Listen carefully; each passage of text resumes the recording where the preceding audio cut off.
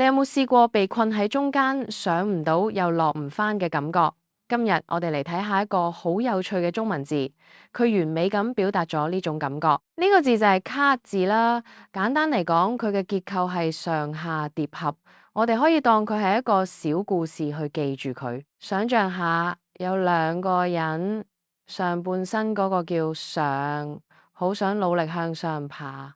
下半身嗰個叫下，係都要向地下轉，但係佢哋中間啱啱好有一條好長嘅地平線擋住咗，呢條線就係佢哋之間嘅最大障礙啦。上為咗要向上爬，佢隻腳緊緊咁踩住呢條線，借力想撐上去。同一時間，下為咗向下轉，佢個頭死死咁頂住呢條線嘅底部，唔肯退讓。兩個人邊個都唔讓邊個，結果緊緊咁擠埋一齊，上唔到去又落唔到嚟。呢種被夾喺中間嘅感覺就係卡啦。